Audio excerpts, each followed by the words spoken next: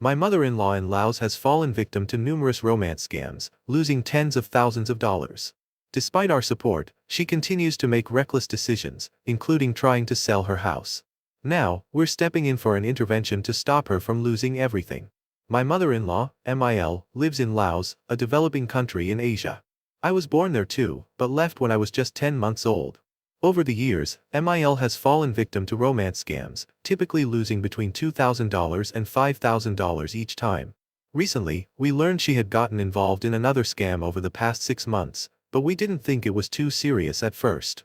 Over the last 4 years, my wife has done a lot for her mother, completely renovating her home, upgrading the backyard, adding new rooms, and even leaving her a fairly new car. She also sends her mother $700 each month for living expenses, the same amount she sends her father. He says it's more than enough. Although MIL doesn't have a lot of cash, she does own or have access to several properties. Despite the support, MIL often claims she's broke and lives in poor conditions. She frequently asks my wife for early payments of her allowance. Strangely, we've also heard from others that MIL tells people we've never sent her a cent, not even $1 all, to convince them to lend her money. Things escalated when we started getting calls from village elders and family saying MIL was trying to pawn properties for loans and sometimes succeeding. She apparently doesn't plan to repay these loans, and the contracts state that the lenders will seize the property after 6 months of missed payments. MIL seems to believe that by the time the loans are due, she'll be living in the US with her so-called lover, who she thinks will pay off everything. Shockingly, she's even managed to pawn items not legally in her name. Just in the past month, she has pawned jewelry worth $10,000. A 4-acre plot for $12,000, real value $50,000. Scooters for $1,000. A business property rental advance, 1/6 share, for $20,000. My wife's car for $3,000, actual value $15,000. She's already given the roughly $50,000 she received from these loans to scammers. She also tried but was stopped by authorities to sell another 4-acre plot for $18,000, real value $100,000. Her house in the capital's central business district for $100,000, worth around $500,000. Her 1/6 share of the family business property for $50,000, actual value $250,000. My wife's family tends to avoid conflict. It seems to be a cultural norm, so even though everyone knows what's happening, no one has taken action. So, I've decided to step in. We're flying to Laos in 3 weeks to stage an intervention with about 10 people, including victim impact statements. I've also gotten my sister-in-law and MIL's ex-husband to talk to the local authorities to prevent the sale of the second farm plot, the house, and the family business property, since village officials have to approve those sales. We're planning to pay off the car loan and then sell the car. Unfortunately, we can't reclaim the pawned land without MIL's cooperation because she holds the loan papers, and the lenders are shady. If MIL realizes she's been scammed, we'll use the car sale money plus our own funds to try to buy it back. We've stopped sending her cash directly and now pay her utility bills ourselves. We also give her sister, my wife's aunt, money to buy groceries and stock her fridge. The biggest concern right now is the house. MIL tried to sell 2 of her daughters and 1 or 2 grandchildren live there. Losing the house would deeply affect them too. If you've made it this far, seriously thank you. I'm really in need of support and advice. I've never led an intervention before, and I could use some guidance on how to approach this. Part of our plan is to take away her smartphone and replace it with a basic brick-style Nokia, in hopes of cutting off communication with the scammers. I'm anticipating the intervention could take 5 to 6 hours, and we're even considering keeping her at home for days or weeks if that's what it takes for her to finally understand what's going on. But if she refuses to accept the truth and ends up pawning the house she lives in, we're done. We will not step in. I'm not going to put up $130,000 and jeopardize my own family's future for someone who continues to make reckless, harmful decisions. So this intervention, as difficult and emotional as it might be, is our last shot. If it doesn't work, we will be cutting ties with her completely. What I really want to know is, for those of you who have helped loved ones realize they were being scammed, how did you do it? What finally got through to them? What did the process look like for someone this far gone? Edit, my wife just came to me with a possible solution her sister found. We're now considering admitting MIL to a mental health and addiction clinic, based on a referral from a hospital. We've also spoken to local police, who are willing to transport her to the facility. I'm curious, what are your thoughts on this option? Update. I honestly didn't think there would be a part 2, because I didn't expect things to get this far, but here we are. When we arrived in Laos, my mother-in-law was nowhere to be found for the first few days. On day 3, we had one of her friends casually invite her to meet up, but she claimed she was out of town attending a friend's funeral. We soon realized she was actually hiding at her countryside farmhouse, about an hour away, making it harder to gather everyone for the intervention. Still, 6 of us, her brothers, her daughters, including my wife, and I, packed into a van and made the trip. When we arrived, one of her daughters approached the house and called out to her. Mil responded but told us to leave. The house was locked, and though we repeatedly told her we just wanted to talk, she wouldn't open the door. We warned her that we'd force our way in if she didn't cooperate. One entrance was boarded up, so we used a crowbar on the other. Even after we got through the lock, we discovered she had used coat hangers tied around the doorknob to keep us out. It took another 10 minutes to finally break through. Inside, we found she had locked herself in the bedroom. We began prying that door open too, while she screamed that we were there to kill her, not exactly how we hoped this would go. When we got inside, we found her looking completely disheveled and mentally drained. Her older brother tried to speak gently and calmly, but she punched him. Despite being elderly, she's a large woman and it clearly hurt a bit. I figured it was my turn to try. I sat down and walked her through everything we'd learned: screenshots from her phone, messages pieced together the typical romance scam pattern. The scammer sends a gift, says it's stuck in customs, asks for money. Then he claims he's coming to visit, but gets arrested and needs bail. Suddenly it's her fault he's stuck, and she needs to pay. But it's okay, because once he's out, he'll pay her back and they'll live happily ever after abroad. For 3 hours, I calmly laid out all the logic, asked questions like, if he's really stuck, why hasn't he called his embassy? She didn't say a word, just stared at me.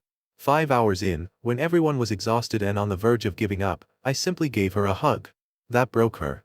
She started sobbing. She said she believed us. And in a moment that's rare in her culture, everyone embraced, crying, hugging, finally getting through to her. It was overwhelming, but at that moment, I thought, we did it. She wants to spend another night at the farm though. I get that, she's lost someone. This lover that no longer exists and who never loved her. Needs to grieve. I asked for her phone, but she doesn't want to give it that night. She will give it tomorrow, but promises to not contact the scammers. Everyone leaves in good spirits. People seem happy and dinner is had. Next day, mother-in-law returns. I see her for maybe 5 minutes, everyone seems good. I decide to go the route of starting on the family recover part, then a few days later go for the financial part. We are staying in a hotel, not with my MIL.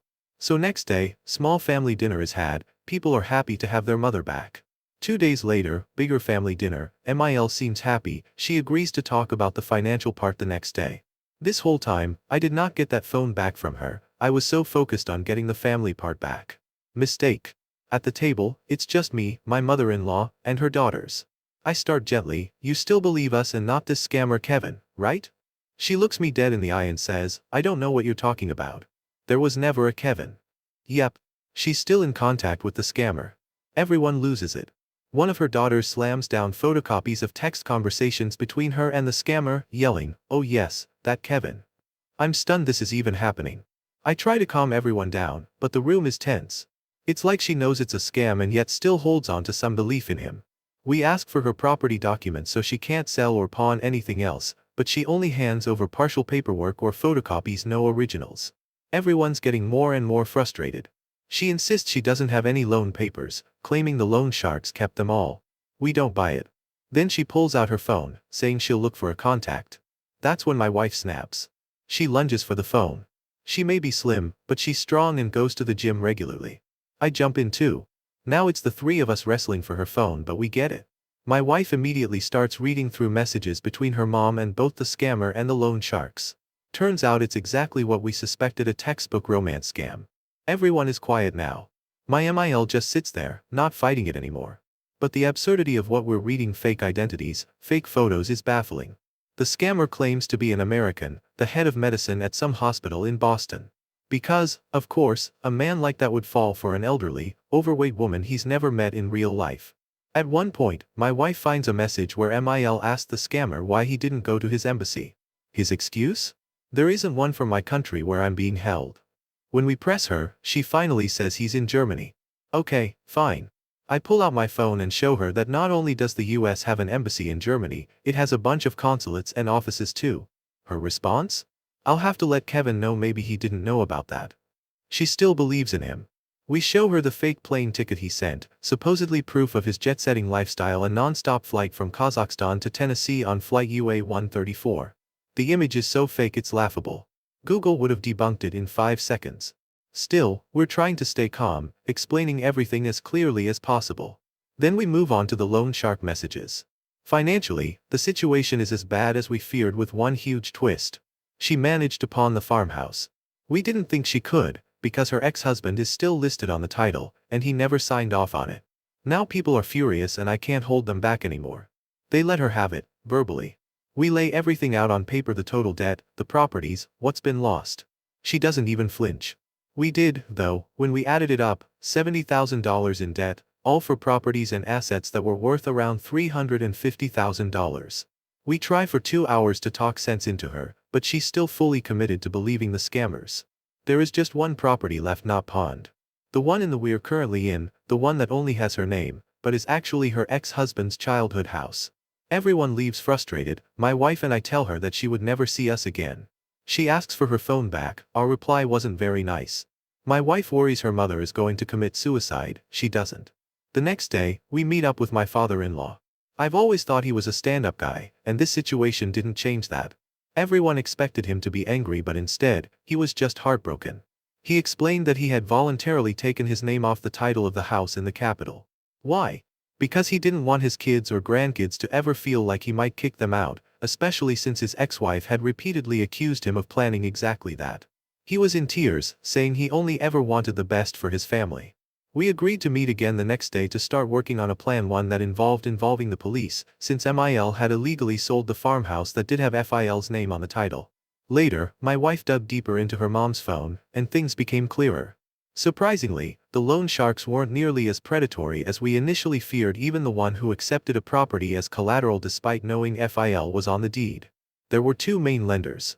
The loan started off standard enough, tied to 2 properties. But then MIL began trying to push for a third loan using the house in the capital as collateral. Both lenders refused. They said they didn't want any of her properties, they were only interested in the loan interest. Even more shocking? They actually started asking MIL if she was being scammed. They urged her to talk to her family. But she kept insisting she was fine. When they pushed, she told them her family was the reason she had nothing and why she needed the loans in the first place. We ended up calling the lenders. To our surprise, they were understanding and even seemed genuinely concerned about MIL.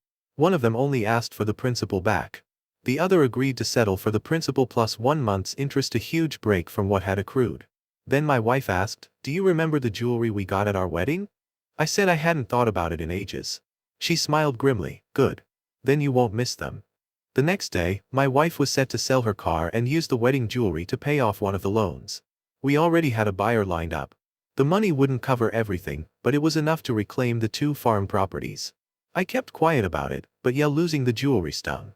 Still, my frustration with MIL far outweighed that. Then, around noon, a message came through on MIL's phone, the one we had possession of. It was from the scammer, asking why he'd received a text from a different number claiming to be her, saying that it was her new number to use going forward. That was it. The gut punch. Turns out, MIL had a backup phone all along. That's why she didn't fight us when we took the first one. She was still in contact with the scammers. Absolutely unbelievable. 2 hours later, my sister-in-law showed us a live feed from the security cameras at the house. A lot of people around here still hold strong beliefs in animism, spirits, and rituals. The conversation went like this. SIL, she's opening all the windows in the house. Wife, that nasty bitch. SIL, yep, all of them. And now she's outside with incense. She's lighting them and waving them around the house. Wife, oh, screw her. I'm done. What kind of mother does something like this? Me, scratching my head, what exactly is she doing? SIL, she just invoked all the evil spirits in the world to come after you and your wife. Me, oh, fantastic. Thanks for sticking around and reading my rant. We've got about another week here, who knows what kind of madness is coming next. Honestly hoping MIL gets arrested. It's looking possible, though maybe not before we leave. If you made it all the way through and things get even crazier, I'll definitely share the next chapter. Mini update in comments. Commenter. I wouldn't use your own money to bail her out of those loans. She'll just end up doing it again, either with the same scammer or someone new. Best to move on with your life and stay out of hers. Boop. The deed for the farm, which also has my father-in-law's name on it, is being transferred fully to him. It turns out this can be done without MIL's consent, as long as the authorities approve, and it looks like they will. The other farm, the one solely in MIL's name, will hopefully be transferred to my wife down the line. She's the one who actually paid for it. But for now, we need MIL's agreement, and she isn't likely to give it anytime soon. Thankfully, once the loan is paid off, we'll get the title back from the lender, which means MIL won't be able to pawn it again without the original title. As for the house in the capital FIL's childhood home, the plan is for FIL and the rest of the family to meet with officials to have the title placed solely in his name. The ultimate goal is to have MIL arrested and held until she's in a better mental state. I hate that it's come to this, but I genuinely don't see any other way to reach her. Right now, she's been trashing the house, throwing garbage everywhere, unplugging the laundry machines while others are using them, and generally making life miserable for the daughters who still live there. All the while, she's shouting that soon she'll have everything and that we'll all realize she was right. I used to tell the daughters to be gentle with their mom, but today, I told them to do what they need to. These are strong women, they've just been holding back. One way or another, it looks like MIL is going to be removed from the situation. Update. I pushed for getting her arrested, but in Laos, it's apparently not that straightforward. You first have to approach the village elder, then get the village police involved before an actual arrest can happen. I'm not sure if it's really that complicated, or if the family just didn't have the heart to go through with it. Out of everything MIL pawned, or tried to, we focused on 4 key items: my wife's car, 2 farm properties, and the house in the capital. We paid $3,000 to recover the car that covered the loan and interest. After we got it back, we sold it. My wife also sold her wedding jewelry from years ago. Between that and the money from the car sale, we managed to pay off the debts and interest on the 2 farm plots. All of it was handled officially, with the paperwork signed in front of village authorities. We didn't know where the title to the capital house was. Turns out the loan shark had it the whole time. MIL had gotten so desperate, she offered the house worth around $500,000 for just $5,000. The lender declined, but kept the deed. Thankfully, it was returned to us. Honestly, the legal system in Laos makes no sense to me, and I'm still surprised we were able to resolve things the way we did. The first farm plot is 6 acres, jointly owned by MIL and her ex-husband. She somehow managed to pawn it without him knowing. So now, we're following the terms from their divorce. 1.5 acres will go to MIL, but the title will be held by one of her daughters to keep it protected. The second plot is 5 acres, legally under MIL's name, but my wife paid for it years ago. Now the title will finally be transferred to her. As for the house in the capital, it's entirely in MIL's name, even though it was FIL's childhood home. She insisted on putting it under her name years ago, accusing FIL of possibly selling it and leaving the grandkids without a place to live. Ironically, she's the one who tried to pawn it. We're now working to get FIL back on the title, with one of my wife's sisters holding the physical deed for safekeeping. My wife used to give her mother a monthly allowance of $500, $600, but she stopped a few months ago. She told her sisters she'd still help cover utilities and make sure there's food in the house, especially since her niece and nephews also live there. Now, we have to pay the utility bills ourselves because the power was recently cut off. MIL hadn't paid in 4 months. We've cut off all direct contact with MIL. She won't be seeing our son again, though she still keeps many photos of him in her home. We knew she had promised the scammers money in April, so we tried to get ahead of it. She traveled to Thailand to ask some relatives for help, but we informed them in advance not to give her anything. In the end, she begged them for bags of rice, which they gave her. More recently, she visited her son to ask for money. He wasn't home, so she asked his mother-in-law for just $5. She's been going around asking friends for financial help, claiming her children have abandoned her. We've had to call those people to explain that MIL is a victim of a scam, and while we're not giving her cash, we still make sure there's food in the house.